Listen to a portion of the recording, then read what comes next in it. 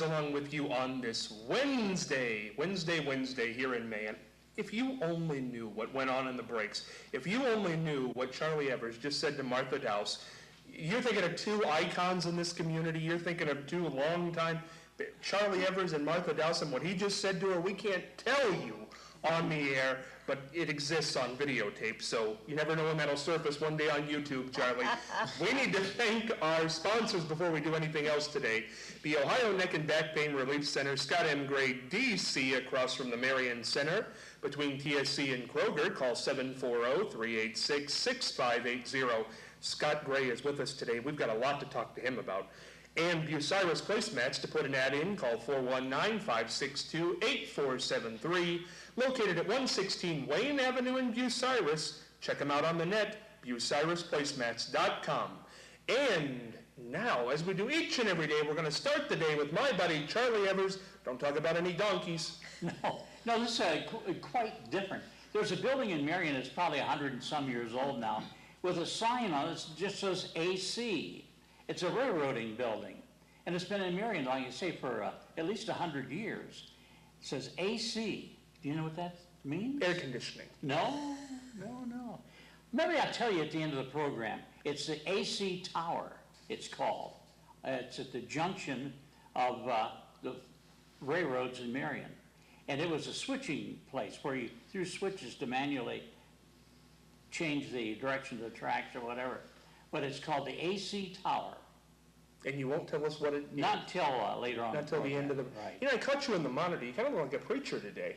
Yeah, my collar there, yeah. You do. Right, You yes. weren't talking preacher talk during the break there. Okay. We're going to move on with the program because we've got Dr. Scott Gray here, and I've got to tell the doctor something. Two things happened this past week. Number one, I was talking with my grandmother, and she has seen you. I didn't know that. Okay. She doesn't have the same last name as me because it's my mother's mom. Gotcha. But she had been to see you. Martha Dowse has been to see you. Mm-hmm. Charlie's wife has been to see you. Yes. You're very popular. Father's Arnold. That's exactly right. Hopefully he doesn't run into the same I'll problem. tell you. There's your commercial from Martha today. She'll I give just try to do my best, and word spreads when you treat people right, and that's my goal. I think Ultimate that's true. And the other thing I wanted to talk to you about, the other day Marianne will know this name. Do you remember Tom Ryan, who did the news in Columbus for years? Yes, I sure do. Tom Ryan has come down with one of the, I don't know if he'd mind me talking about this, but just a bad case of shingles, which a lot of people get. And I said, well, maybe talk to the doctor, see if he can direct you in some direction, because he cannot get rid of these things, and they're horribly painful. I want to tell you about Tom Ryan later. Tom Ryan's a great guy. Yes, I he love is. talking with him. Yes. So if Tom Ryan comes to your office, don't be surprised. Okay. That's a referral. Yeah, with shingles, that's something that it's a herpes virus that actually sits in your nerves, and it starts when we're younger. It's chicken pox, okay? Right. And it hangs around, and then what happens is that nerve goes out to a specific area in your body. That's why when you get shingles, it only goes to one specific area. It goes right where that nerve goes, okay? Oh. And it's an inflammatory process, so there are some things that you can do to decrease the inflammation and try to get that to heal faster. Chiropractic adjustments can make a little bit of a difference, but they're not going to make a very big difference with shingles. There's a lot of other things that you would want to do for that. Is there a vaccination to prevent shingles now? They've got a chickenpox vaccination, and that, I'm not sure what that does as far as shingles later on in life, if that does have an effect on that or not. I'm not sure. I know he's had quite a bout with him and said he has tried everything to get the pain down, and I think it's been over a year now. Oh, is so, that right? Yeah, so hopefully something can be done, because other than that, he's a very healthy guy. Yeah, refer him to me. Let him talk to me, and I'll give him some things that he can do. I want to go back and make sure I get the exact things, but I've got some things listed out of my office that we use to help people with shingles. I will give him a call tonight, because it's been a rough way to go. Before we move on from Tom Ryan, talk about Tom Ryan, Marianne. Well, I just wanted to say he was such a neat guy. When I first started in television in Columbus, I was at Channel 4 and he was at Channel 6, and I was a neophyte and totally new, and I was assigned to the city building in Columbus, whenever they would have their meetings, and he took me under his wing. Now, we were competitors, But he took me under his wing and he told me, now, this is the person you should talk to, and this is the situation here. I mean, you know, that to me, that shows what kind of a person he was. And I really appreciated that. And there were other people like that, you know, like Channel 10, I can't think of his name yet, but he's now with CBS. Yeah, CBS. Bob Orr. Bob Orr, thank you. And I was without a tape one time at a news conference. Got there late, didn't have my tape. I said, oh, Bob, I don't have a tape. He said, here's this, you can borrow it and just give it back to me. Now, he was with CBS. Then there was another time when a woman who worked at Channel 10, I asked her, late to the meeting again, I said, could you kind of get me up to speed? You know, what did I miss? She wouldn't give me any information. So that's the difference between some reporters and other reporters. I know who that is. We talked about, I'm not Yeah, gonna I say, I'm know. not gonna say, no, I'm not gonna say the name, but I know who it is. No. Moving on. Dr. Gray, you've worked on Martha. Martha, what is Dr. Gray like as a doctor? Well, I'll tell you, I go Monday at 2, Tuesday at 2, and Thursday at 2. And he gets me in right away. No He wait. said, Martha, you're next. I go in there, and when I come out, I feel like a million. And I tell him, Dr. Gray, you are one heck of a good doctor. And I tell you, you make me feel like a million. Well, I'm glad. Thank you, Martha. What a She does say that every time. What a testimonial that is. She does say that every time. So. Now, for somebody like Martha, now is it back pain, Martha, you have? Arthritis between my shoulders, don't I, doctor? Yep, that's correct. Now, could a career of dancing, certainly, lead to something like that? Yeah. I don't know, but my legs are in wonderful shape for 80. Martha just turned 80, by the way. Yeah, you would she never know it. did. You would never know it. And she is, and I think her dancing has, you know, really kept her in shape. And, but along with that, when we use our bodies that much, when we're jumping up and down, when we see a lot of women that do dancing or have done cheerleading or gymnastics, those types of things, we can see that over time can cause those discs to degenerate in between. It can cause some arthritis in the spine like Martha's experiencing. Yeah, I can imagine. It's a rough sport. Dancing is very rough. Kate, have you ever had any trouble? I mean, goodness gracious, young. But do you ever think about that? Not entirely. I've been really lucky, never broken a bone, never been too injured. It might be because I didn't really do a whole lot of sports back in the day, but yeah, no, I've been doing good. The worst thing I've had is a cyst. Yeah, that's great. Now, doctor, is there anything somebody Kate's age could start to do now to help prevent problems later on in life?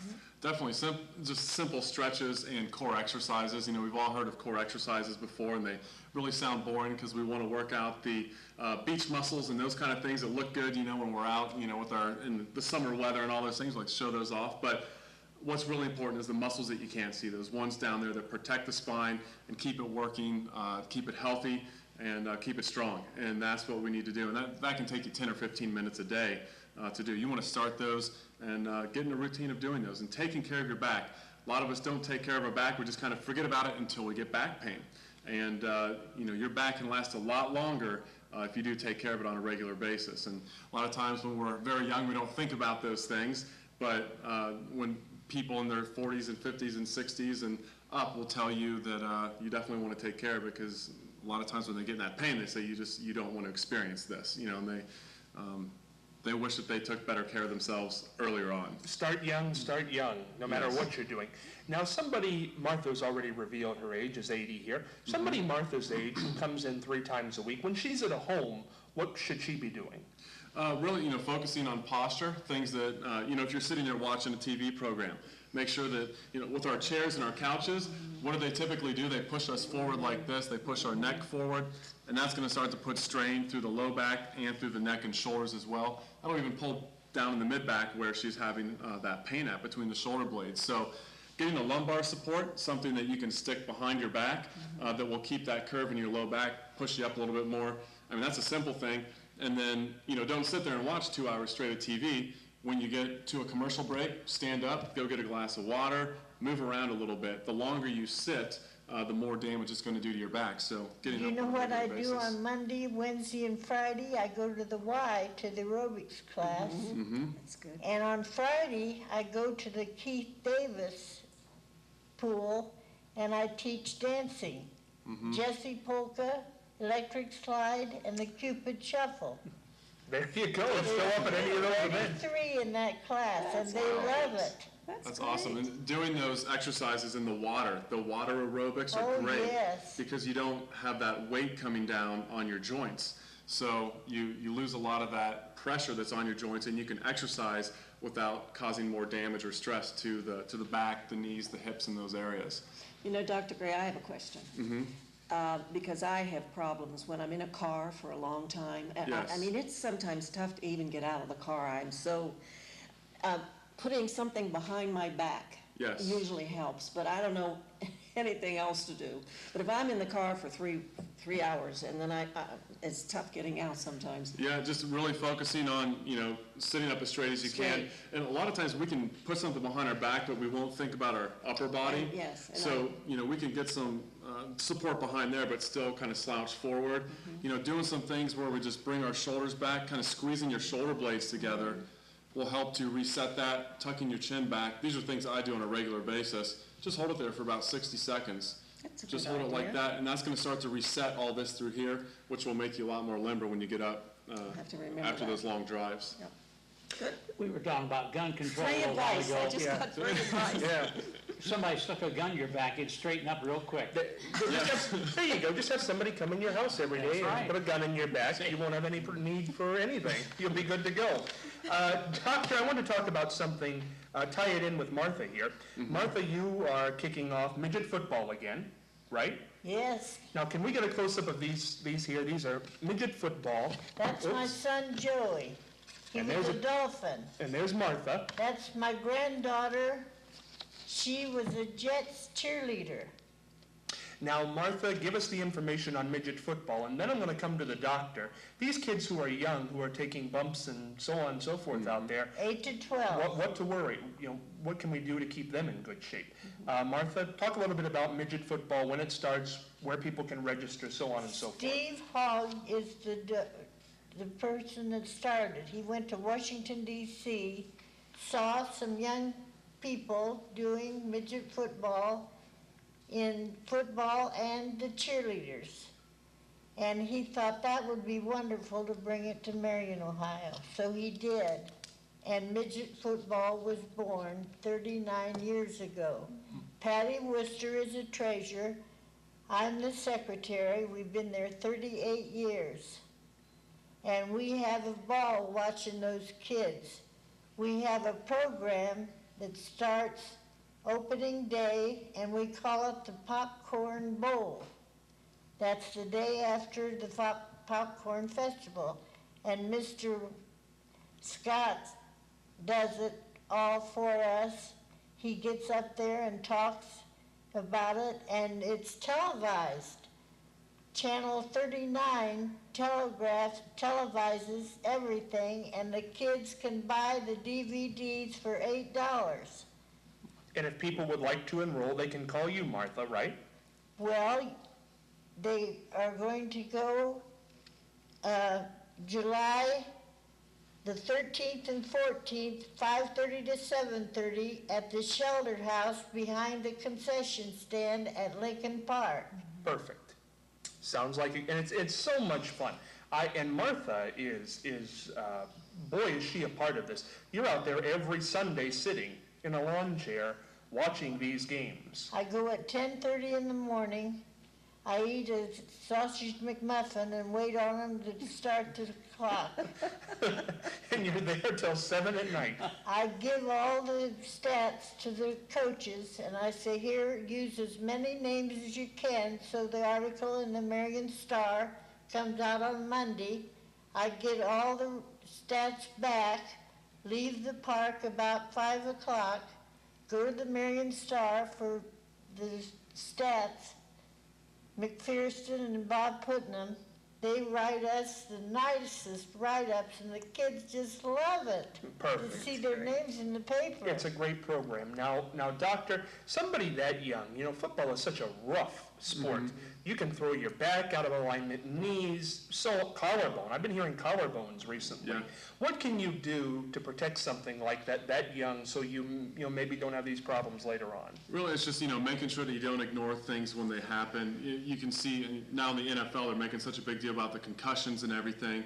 And a lot of times what has happened is people have ignored injuries that have happened. If a child falls down and, maybe they aren't alerted to the, place and time, they maybe forget where they're at, because they're very fragile at that point. And if something like that happens, it doesn't happen a whole lot, but if something like that happens, make sure you take them out of the game and, wait a while, get them checked out by your physician to make sure that they don't have any, injuries or anything like that. But really just using pads and making sure that, the kids know how to tackle properly, and the kids know how to, do things the right way, so they're not, trying to pummel each other or lead with their head to where they're going to cause some kind of cervical or neck problem or trauma. So teaching the proper tackling techniques and making sure you don't ignore problems if the kids show those signs. Now, one thing I want to talk about, a little related to chiropractics, but related in another way. You recently were on Channel 4 on the Gail Hogan program. Yes. Tell us what that was like, and I saw it. It was very great. But for those who didn't see it, tell them what it's about. Yeah, Daytime Columbus on Channel 4. It's an afternoon show that Gail Hogan does, and Gail interviewed me about my new book, The Good Back, Bad Back, and Gail is awesome. I've done a couple TV experiences before, and she's just one of the greatest ladies. I walked in and just asked me about the book, flipped through it a little bit, and was just so kind and helpful in the interview as well to make it easy, because that was my first live television interview. So, that's a little nerve-wracking when you do That's something good. like that. So she made it just very comfortable and easy to do. It was a very exciting experience to do that. Good appearance. It was a really neat appearance. Thank you. Anything else you want to talk about today, Dr. Gray? No, I think that's it. There's a story I want to share with you. It's going to take a couple minutes, so I'm going to save that for next week. Oh, okay. Well, we'll go into the. Charlie, you going to tell us what AC was? Yes. AC Tower stands for Atlantic Crossing. That's an early railroad term, Atlantic Crossing. People waited 20 minutes for The that. AC Tower. Atlantic Crossing. If you go down to the train station today and look up, you'll see AC. AC. Oh, you know how to knock them dead, Charlie. Holy moly.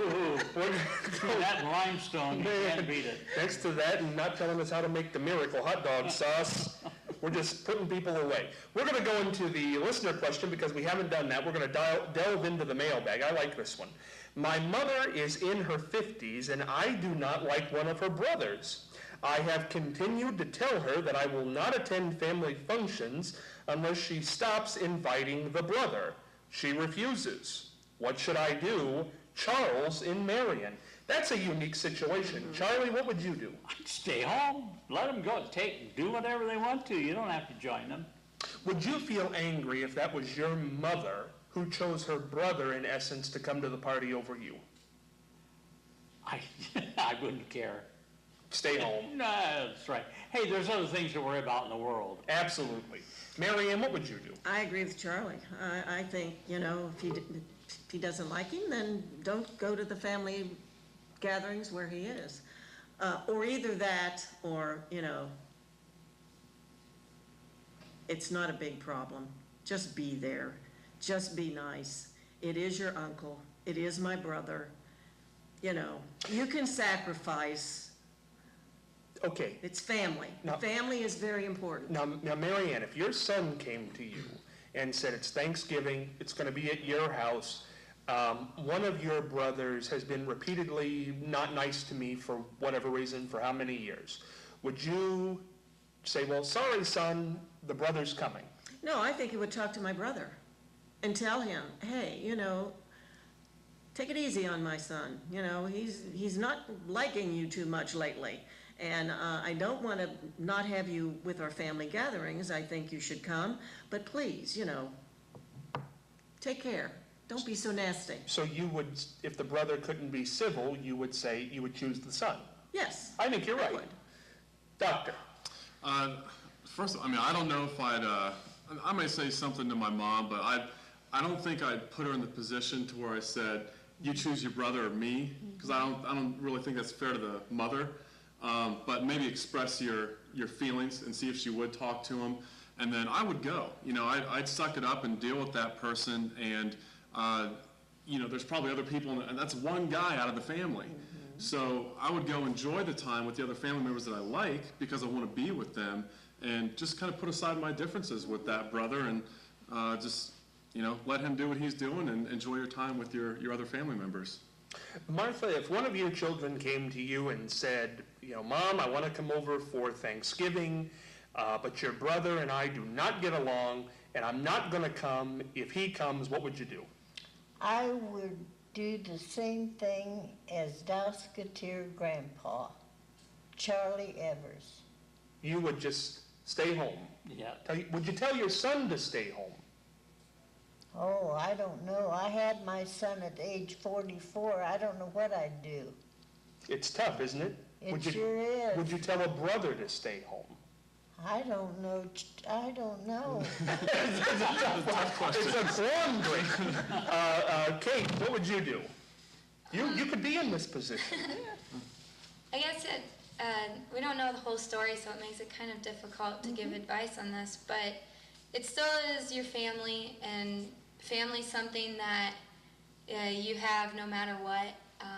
You can't just get rid of your family. But it made me think of something my dad always told me growing up is kill him with kindness is the best way to deal with any problem. And since it is your uncle, then I think you should talk to your mom about it and figure out if she could do anything to help ease the tension. And then it's still important to be with your family, and I think being there would be a good thing. I think so, but you know what? I'm actually going to agree with Charlie on this one, because I think that if you really don't want to go, and you're going to be miserable. See, that's what people don't take into account. You can't kill them with kindness and all that, but there is a point where you just rather stay home and say, I want to avoid that person. I mean, how many times in life do we avoid people we don't like in a public setting? Why can't family qualify into that? There are bad family members, I'm sure. I might be a bad family member. I'll tell you, here's what you do, Charlie. Here's why I figured this out. You tell your mom to have Thanksgiving in a bar with alcohol, and then you can carry your gun in now, and you catch that brother on the side, and you say, listen, straighten up or lights out, and then it's over. You won't have a problem at all. Not at all. That's right. He says with tongue in cheek. Well, sure, but Mary Ann, no, listen, let's just talk in general here about family quarrels. There are, we can make them sound very trite, but there are some that are not so trite, that are very deep-rooted, and, I don't want to be around that person. I am so glad I don't have a family like that. Never had a problem with family. But My it can family happen. or my husband's family. But it can happen. Oh, I'm sure it does happen. I'm just glad it doesn't happen to me. Well, I mean, I've known families where they would invite the ex-husband to, now think about that, invite the ex-husband to Thanksgiving, and maybe the daughter is married to somebody else. Now, That is very poor. that is poor. I mean, That's not too good. no, it isn't. I mean, to me, that's being very insensitive. But what if you became close? Let me phrase it to you this way. Childhood sweethearts. They grow up, they get married. They're married for 2 months and they can't stand each other. They get divorced. Now, the mother's known the child for 18 years. Now, the girl gets remarried. Now, is she just supposed to cut the child off who's been there for 18 years, the childhood sweetheart who's not related to her? Of course. He's no longer. Oh, that's harsh. She's no longer a part of the family. Or he's no longer a part of the family. I can't believe, though, in this particular situation, that there's even a thought between the son or the daughter and the brother. A brother's a brother. A sibling's a sibling. And I think you should always choose the kids. Well, that's your opinion. That's fine. I think you're right. That is my opinion. Charlie, would you choose a child over a sibling? A child over a sibling? Yeah. Whose child? Your child.